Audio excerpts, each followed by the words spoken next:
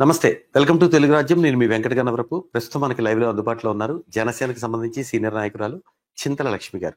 వారితో మాట్లాడి మరిన్ని వివరాలు తెలుసుకుందాం. నమస్తే అండి చింతల లక్ష్మి గారు. నమస్తే. కోట వినుతకు సంబంధించి ఆమె ఆరోపణలు ఎదుర్కొంటూ అరెస్ట్ అయ్యారు. ఆ తర్వాత బెయిల్ 19 రోజుల తర్వాత బెయిల్ వచ్చింది.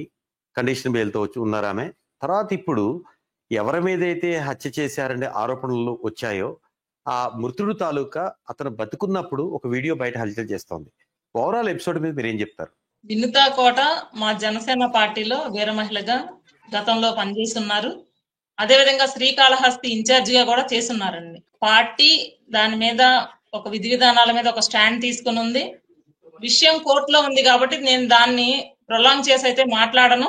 రాయుడు ఏదైతే సెల్ఫీ వీడియో బయటకు వచ్చిందో అది ఒరిజినలా లేకపోతే ఒకవేళ ఏదన్నా డూప్లికేటా అనేది ఫోరెన్సిక్ నివేదికలో ఖచ్చితంగా తెలుస్తుంది. దాని మీద కోర్టు ఆదేశాల మేరకు కేసు ముందుకు వెళ్లడం జరుగుతుంది. దీనిలో నిందితులు ఎవరైనప్పటికీ కూడా ఇటు వినుత కోట గారు కానివ్వండి, అటువైపు సుధీర్ రెడ్డి గారు కానివ్వండి, ఎవరైనా సరే ఖచ్చితంగా శిక్ష పడే తీరుతుంది. న్యాయస్థానాలకు ఎవరు అతీతులైతే కాదు. దీని మీద నేను ఇంకా కోర్టులో ఉన్న దాని మూలన నేను ఎక్కువగా మాట్లాడాలని అనుకోవట్లేదు. ఖచ్చితంగా నిందితులకి శిక్ష పడాలి అని చెప్పి నేనైతే ఒక మహిళగా, సాటి మహిళకి గురించి ఖచ్చితంగా మాట్లాడుతున్నానండి. వాళ్ళకి న్యాయం జరగాలి. అది లక్ష్మి గారు మీరు చెప్తుంది ఓకే, విషయం కోర్టులో ఉంది. కానీ వీడియోలో స్పష్టంగా సుధీర్ రెడ్డి నాకు డబ్బుల్ని ఆశ చూపి మొదటగా 30 లక్షలు ఆశ చూపాడు. నేను ససేమిరా అనేసరికల్లా 60 లక్షల దాకా ఆశ చూపాడు. ఆ తద్వారా నేను లొంగక తప్పలేదు. ప్రైవేట్ వీడియోలు కానీ వాళ్ళ సంభాషణలు కానీ వీడియో తీయమని నన్ను చెప్పారు అని స్పష్టంగా చెప్పారు. ఆ వీడియో తీసే క్రమంలోనే నన్ను వాళ్ళు ట్రాక్ చేశారు, పట్టుకున్నారు. ఆ తర్వాత నన్ను లాక్ చేశారు అని చెప్పాడు. అంటే ఆయన ఎమ్మెల్యేగా ఉన్నారు. వాళ్ళ నాన్న సీనియర్ నాయకులు బొజ్జల గోపాలకృష్ణారెడ్డి గారు. సో ప్రస్తుతం శాసనసభ్యులుగా ఉండి కూటమిలో అంటే ఇప్పుడు భాగస్వామ్య పక్షమే. ఈ రోజు ఎక్కడ టీడీపీ ఉన్నా, ఎక్కడ జనసేన ఎమ్మెల్యే ఉన్నా కూడా మిగతా వాళ్ళు ఇన్ఛార్జీలుగా ఉంటారు ఆ పార్టీలకి. ఆ కూటమిలో అందరి భాగస్వామ్యతోనే గెలిచారని ఇటు పవన్ కళ్యాణ్ అటు చంద్రబాబు ఇద్దరు ప్రకటించారు గెలిచిన తర్వాత కొన్ని నిమిషాల్లోనే. సో అందరి భాగస్వామ్యం ఉంది. తన గెలుపుకు కారణమైన దట్టు మహిళ ఆమె 2014లో రాజకీయాల్లోకి వచ్చారు. అప్పుడు టికెట్ ప్రత్యక్షంగా ఎన్నికల్లో జనసేన పోటీ చేయలేదు. 19లో ఆమెకు టికెట్ ఇచ్చారు, ఆమె ఓడిపోయారు. మళ్ళీ 14లో టికెట్ రాలేదు, 24లో టికెట్ రాలేదు, భాగస్వామ్య పక్షానికి వెళ్ళింది. సో తన గెలుపుకి కారణమైన వాళ్ళ మీద ఇలా బొజ్జల సుధీర్ రెడ్డి చేసి ఉంటారా మృతుడు ఆరోపిస్తున్నట్లు వీడియోలో? బొజ్జల సుధీర్ రెడ్డి చేశాడా లేదా అనేది న్యాయ విచారణలో తేలుతుందండి. కానీ కూటమిలో ఉండి ఒకవేళ అలాగే చేశారేమో అనే క్రమంలో మాట్లాడుకోవాల్సి వస్తే మహిళలుగా మాలాంటి వాళ్ళం ఎంతో మంది భయభ్రాంతులకు గురి అవ్వాల్సినటువంటి సందర్భాలు కూడా రాబోయే రోజుల్లో చూడాల్సి వస్తుంది. కూటమిలో ఇలాంటి దుర్ఘటనలు జరగవు అని నేనైతే అనుకుంటున్నాను. ఒకవేళ ఇన్ కేసు ఈ వీడియోలో వచ్చిన విధంగా జరిగి ఉంటే ఖచ్చితంగా న్యాయస్థానాలు దాని మీద విచారణ జరిపించి కఠినమైన శిక్ష విధించాలని చెప్పి అయితే నేను కోరుకుంటా ఉన్నాను. నిందితులు ఎవరైనా సరే దీనికి అతిథులు కారు. ఇటు మహిళగా వినుత కోట గారు కానివ్వండి, అటు ఎమ్మెల్యేగా ఉన్నటువంటి సుధీర్ గారు కానివ్వండి, ఎవరైనా సరే ఖచ్చితంగా శిక్షకు అర్హులే. ఎందుకంటే ఒక మహిళ యొక్క ప్రైవేట్ వీడియోలు పంపించమని, ఎందుకంటే నేను ఆ రాయుడు మాట్లాడినటువంటి వీడియోని పరిగణలో మాట్లాడే సందర్భంలో అదే వాస్తవం అయితే ఆమె యొక్క ప్రైవేట్ వీడియోలని బయటికి పంపించమని అడిగేంత వీళ్ళిద్దరి మధ్య కక్షలు ఎందుకు పెరిగాయి అనేది కూడా వాస్తవాలు బయటకు రావాలి. ఖచ్చితంగా దీని మీద న్యాయ విచారణ జరగాలి. విచారణ జరిగి ఎవరైతే నిందితులు ఉన్నారో వారి మీద ఖచ్చితంగా శిక్ష అయితే పడాలని చెప్పి నేను మనస్ఫూర్తిగా కోరుకుంటా ఉన్నాను. ఓకే, మీరు చెప్పినట్టు న్యాయస్థానం ఎవరు దీంట్లో హత్య చేశారు అనేది న్యాయస్థానం పరిధిలో ఉంది, న్యాయస్థానమే చూసుకుంటుంది. కానీ ఇక్కడ నా పాయింట్ అల్లా, ఇప్పుడు తన మీద నిందారోపణలు వచ్చాయని తను ఎఫ్ఐఆర్లో తన పేరుంది, అక్యూజ్డ్గా తను ఉన్నారు కాబట్టి, నిందితురాలు కాబట్టి మీ పార్టీ సస్పెండ్ చేసింది. రేపు కోర్టులో తేలిన తర్వాత తనకి దీంట్లో ఎటువంటి పాత్ర లేదు, తను నిందితురాలు కూడా కాదు, తను ఈ హత్య చేయలేదు అని కోర్టు తేల్చిన తర్వాత అప్పుడు రాయుడిని ఎవరు చంపినట్టు? ఇప్పుడు తన తన మీద సస్పెన్షన్ వెనక్కి తీసుకుంటారా? నెక్స్ట్, వీళ్ళు చంపకపోతే అతన్ని ఎవరు చంపినట్టు? అట్లే బొజ్జల మీద ఆరోపణలు వస్తే బొజ్జల మీద టీడీపీ యాక్షన్ తీసుకుంటుందా? బొజ్జల గారే చేశారు అని ఖచ్చితంగా తేటతెల్లమైతే రాజకీయ చాణక్యుడు చంద్రబాబు గారు, అటువంటి వ్యక్తి ఇలాంటి కల్తీ మెంటాలిటీ ఉన్నటువంటి వాళ్ళనైతే ప్రోత్సహించరని చెప్పి నేను బలంగా నమ్ముతున్నాను. ఆయన మీద ఖచ్చితంగా యాక్షన్ అయితే ఉంటుందండి. ఒకవేళ ఈ నేరారోపణ గనక నిరాధారమైంది అని నిరూపితమైతే ఆవిడికి జనసేన పార్టీలో జనసేన వీర మహిళగా ఆవిడ స్థానం ఎప్పటికీ అలాగే ఉంటుంది. పవన్ కళ్యాణ్ గారి దగ్గర వినితా కోట గారి స్థానం కూడా అలాగే ఉంటుంది. తర్వాత రాయుడిని ఎవరు చంపారు అనేది అది నేను చెప్పాల్సిన విషయం కాదు. అది ఖచ్చితంగా పోలీస్ ఇన్వెస్టిగేషన్ లో తేలాల్సిన విషయం. ఒక మాట అయితే వాళ్ళని అరెస్ట్ చేసినప్పుడు బయటకు వచ్చిన విషయం ఏంటంటే, ప్రైవేట్ వీడియోలను చిత్రీకరించడం వల్ల కొట్టడే చనిపోయాడు అని చెప్పేసి గతంలో వాళ్ళ ద్వారానే నేను ఎక్కడో వీడియోలో కూడా చూశాను. మరి ప్రైవేట్ వీడియోలు ఇప్పుడు చిన్న మాట అంటేనే మనం ఎవరో సహించలేం కదండి. అలాంటిది చంపడాన్ని నేను సమర్థించట్లేదు, కానీ మన ఇంట్లో బిడ్డలాగా నమ్మి మనతో కూడా పెట్టుకున్నప్పుడు అతను గనక చేసి ఉంటే ఖచ్చితంగా అది తప్పే. చంపేంత నేరమా అంటే మరి స్త్రీ మాన ప్రాణాలకి ఎంత విలువిస్తాము మన సమాజంలో అనేది అందరికీ తెలిసిన విషయమే. కాబట్టి ఖచ్చితంగా దీని మీద న్యాయ విచారణలో గట్టిగానే జరుగుతుంది. నిందితులు ఎవరైనా సరే న్యాయస్థానంలో వాళ్ళకి శిక్ష అయితే అమలవుతుందండి. ములకల చెరువు, తంబళ్లపల్లి నియోజకవర్గానికి సంబంధించి ములకల చెరువు ఇప్పుడు హాట్ టాపిక్ గా ఆంధ్రప్రదేశ్ కాదు తెలుగు రాష్ట్రాల్లో హాట్ టాపిక్ గా మారింది. కల్తీ మద్యానికి సంబంధించి దట్టు కూటమి ప్రభుత్వం వచ్చి 16 నెలలు గడుస్తూ ఉంది. కల్తీ మద్యం ఏరులే పారుతుంది, ఎక్కడెక్కడికి వెళ్తుందో తెలియని సందర్భం. సో దీని మీద అనేక రకాలుగా టీడీపీ జనసేనకు సంబంధించిందేమో వైసీపీ వాళ్ళది ఉంది, అసలు ఇది వైసీపీ పర్సనే. ఇప్పుడు ఎవరైతే తంబళ్లపల్లి నియోజకవర్గ ఇన్ఛార్జి జయచంద్రారెడ్డి ఉన్నారో ఆయన వైసీపీ పర్సన్ అని చెప్తున్నారు. ఇటు టీడీపీ ఏమంటోంది, వైసీపీ మూలాలు ఉన్నాయి, ఎన్నికల ముందే అతను గతంలో వైసీపీ పనిచేసిన పర్సన్ అని. నిన్న ఒకటి జనార్దన్కి సంబంధించి జనార్దన్ మాజీ మంత్రి జోగి రమేష్ వాట్సాప్ చాటు లీక్ అవటం జరిగింది. దానిలో ఉన్న సారాంశము ఇతనే మళ్ళీ నువ్వు మద్యాన్ని స్టార్ట్ చేయాలని జనార్దన్కి చెప్తున్నట్లు మాజీ మంత్రి జోగి రమేష్ చెప్తున్నట్లు ఆ వాట్సాప్ సారాంశం. ఏదైతే ఆయన వేరే కాల్లో కూడా మాట్లాడమని చెప్పారు. ఏంటి అసలు ములకపల్లి మద్యానికి సంబంధించి? నేను మైలవరం నియోజకవర్గం చెందినటువంటి ఓటర్నండి. మా మైలవరం నియోజకవర్గానికి వైఎస్ఆర్సీపీ తరఫున ఇన్ఛార్జ్ గా జోగి రమేష్ అనేటువంటి వ్యక్తి ఉన్నారు. ఆయన గతంలో పెడన నియోజకవర్గానికి కూడా శాసనసభ్యులుగా వ్యవహరించారు. అతను చేయనటువంటి అవినీతి గాని దుర్మార్గాలు గాని ఎక్కడా లేవండి.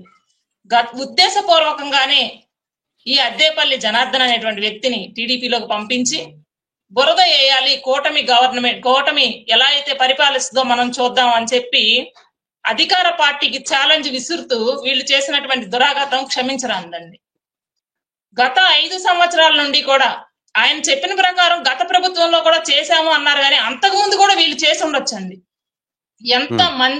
ఎంత మంది కల్తీ మద్యానికి బలైపోయారో కూడా మనం చూసాం ప్రత్యక్షంగా. కూటమి ప్రభుత్వం వచ్చి 16 నెలలు అవుతోంది. ఎక్సైజ్ శాఖ డేగ కళ్ళు వేసుకుని ఎప్పుడు ఒక అబ్జర్వ్ చేస్తూనే ఉంటుంది. ఒక చోట ఒక చిన్న కుటీర పరిశ్రమలాగా పెట్టుకుని లక్షల బాటిల్స్ కల్తీ మద్యాన్ని తెచ్చి అమ్ముతుంటే, తయారు చేస్తుంటే కూటమిలో ఆ ప్రభుత్వంలో ఉన్న ఎక్సైజ్ శాఖ అంటే నిమ్మక నీరెత్తినట్లు వ్యవహరించిందా? 16 నెలల్లో ఏ ఒక్క అనుమానం రాలేదా? చిన్న చిన్న లీడ్స్ తోనే ఇంటెలిజెన్స్ వ్యవస్థ పెద్ద పెద్ద కాన్స్పిరసీస్ ని కనిపెడుతూ ఉంటుంది. మరి 16 నెలల్లో ఎందుకు పట్టుకోలేకపోయింది? అంటే కూటమిలో ఉన్న కీలకమైన నేతల ప్రమేయం ఉందని చెప్తున్న వైసీపీ మాట నిజమా? కూటమిలో ఉన్న కీలకమైన వ్యక్తులు ఉన్నారు అనేది మాత్రం అవాస్తవం అండి. వీళ్ళు నిదానంగా కూటమి వచ్చిన తర్వాత మన యొక్క మనుగడ నిదానంగా సాగిద్దాం అని చెప్పి వాళ్ళ యొక్క కుటీర పరిశ్రమ గతంలో ఏదైతే ఉందో దాన్ని షిఫ్ట్ వైజ్ గా అక్కడికి మార్చుకుంటూ దాన్ని నడిపిస్తా వచ్చారండి. మరి కూటమి ప్రభుత్వం డేగ కన్ను అనేది బలంగా ఉండబట్టే వీళ్ళు బయటకు రాగలిగారు. వీళ్ళు ఉద్దేశపూర్వకంగానే ఇప్పుడు అద్దేపల్లి జనార్దన్ గారే కాదండి, ఇంకా కొంతమంది వైఎస్ఆర్సీపీ నుండి కూటమిలోకి వచ్చినటువంటి వ్యక్తుల పట్ల కూడా కూటమి అప్రమత్తంగా ఉండాలి అనేది ఇది హెచ్చరికగా కనిపిస్తా ఉంది. ఎందుకంటే కూటమిని కదిలించాలి, బీటలు వార్చాలి, మనల్ని ఏదైతే వైనాట్ 175 అని తొడలు కొట్టిన వాళ్ళని 11 స్థానాలకి పరిమితం చేశారు అనేటువంటి కక్షపూరిత ధోరణితోటి వీళ్ళు ఇదంతా చేయటం కూడా జరుగుతుంది.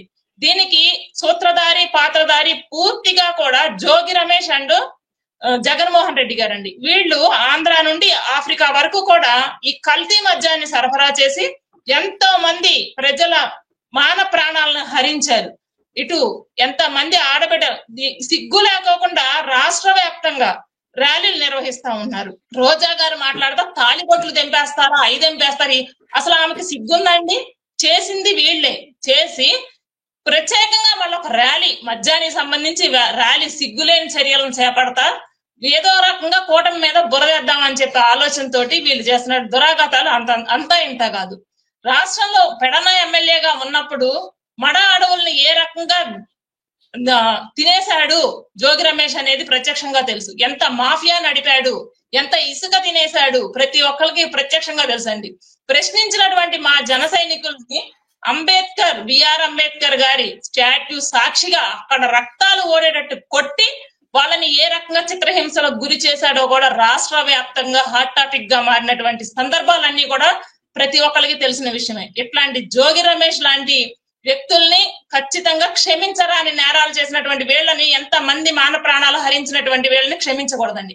గత 5 సంవత్సరాలు మీరు ఆరోపిస్తున్నట్లు జోగి రమేష్ కు ఈ మద్యం తయారీ, నకిలీ మద్యం తయారీలో పాత్ర ఉందా? ఖచ్చితంగా ఉందండి.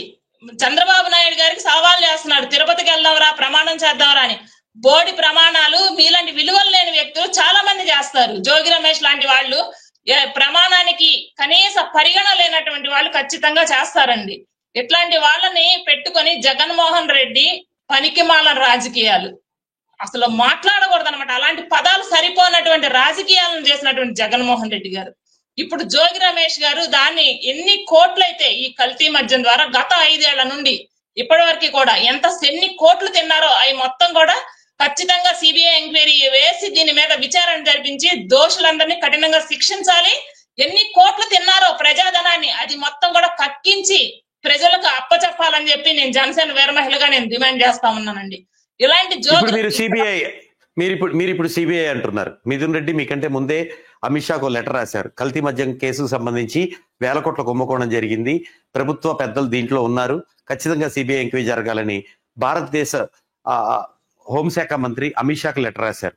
సో భక్తుడు ఏం కోరుకుంటున్నాడో, దేవుడు ఏం వరవిద్దాం అనుకుంటున్నాడో భక్తుడు అదే కోరుకున్నాడు అన్న చందాన ఇటు మీరు అధికార పక్షంలో ఉండి సిబిఐ అడుగుతున్నారు, ప్రతిపక్షంలో ఉండి ఎంపీ మిథున్ రెడ్డి సిబిఐ అడుగుతున్నారు.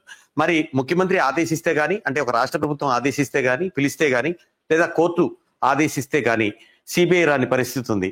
మరి ప్రభుత్వం సిబిఐకి అనుమతిస్తుందా? ఆంధ్రప్రదేశ్ ప్రభుత్వం కల్తీ మద్యానికి సంబంధించి ఖచ్చితంగా ఇస్తుందండి. కనీసం మీరు ప్రతిపక్షం అంటున్నారు, ప్రతిపక్ష హోదా కూడా లేనటువంటి పార్టీలో ఉన్నటువంటి కీలక నేతగా ఉన్నటువంటి జోగి రమేష్ లాంటి వ్యక్తులు సమాజానికి పట్టిన చీడ పురుగులండి. యథా రాజా తదా ప్రజ అని అక్కడ నాయకుడు ఎలా ఉన్నాడో వీళ్ళు కూడా అలాగే ఉన్నారు. వీళ్ళకి ఏం ఏంటంటే దోచుకో, దాచుకో, తినుకో, దండుకో, తినుకో, ఇది మాత్రమే వాళ్ళ ఏం. అది వాళ్ళకి విలువలు గాని వ్యక్తిత్వాలు గాని ఏమి ఉండవు. పూర్తిగా ఎదుట మనిషిని ద్వారా మనం ఎంత కోట్లు గడిస్తున్నాము అనేది మాత్రమే వాళ్ళకి. మిథున్ రెడ్డి గారు రాశారు. ఎందుకు రాశారంటే ఇక్కడ అద్దేపల్లి జనార్దన్ అనేటువంటి వ్యక్తి మనకి బైండ్ ఓవర్ అయిపోతాడని వాళ్ళకి తెలియదు. మనం చేసింది ఎలాగో టీడీపీలోనే ఉన్నాడు ఆయన, టీడీపీలో ఉన్నాడు కాబట్టి టీడీపీ మీద బురదేసేస్తే అయిపోతుంది, కూటమి మీద బురదేస్తే అయిపోతుంది అని ప్లాన్ చేశారు. కానీ అతను వ్యక్తిత్వం కలిగినటువంటి మనిషి కాబట్టి నిజాన్ని అక్కడ చెప్పడం జరిగింది. కానీ దీన్ని వాళ్ళు ఊహించని కానీ మీరే చెప్తున్నారు ఆయన వ్యక్తిత్వం కలిగిన మనిషి కాబట్టి నిజాన్ని చెప్పాడని. అదే వ్యక్తిత్వం ఉంటే కల్తీ మద్యం వల్ల దాదాపు 14 మరణాలు జరిగాయని క్రైమ్ బ్యూరో లెక్కలు చెప్తున్నాయి.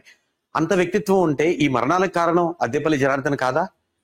అసలు ఆ వ్యక్తిత్వం ఉంటే ఈ కల్తీ మద్యాన్ని తయారు చేసేవాడా? ధనదాహం అనేది ప్రతి ఒక్క మనిషిలో ఉంటుందండి. అదే ధనదాహాన్ని రుచి చూపించి ఈ జోగి రమేష్ అనే వ్యక్తి ప్రలోభాలు గురి చేసి తన యొక్క వాక్చాతుర్యంతో హిప్నటైజ్ చేసుకొని ఈ రకంగా అతన్ని వాడుకున్నారు.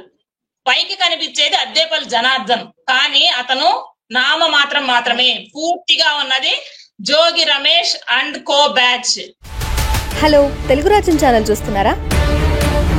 సామాజిక రాజకీయ జీవన చిత్రణే తెలుగు రాజ్యం. అతిశయోక్తులు అసత్యాలు ఉండవు. రాజకీయ కోణం కాదు, ప్రజా కోణమే కొలబద్ద. తెలుగు రాజ్యం వీక్షణ నీ ఉత్తమ అభిరుచికి నిదర్శనం.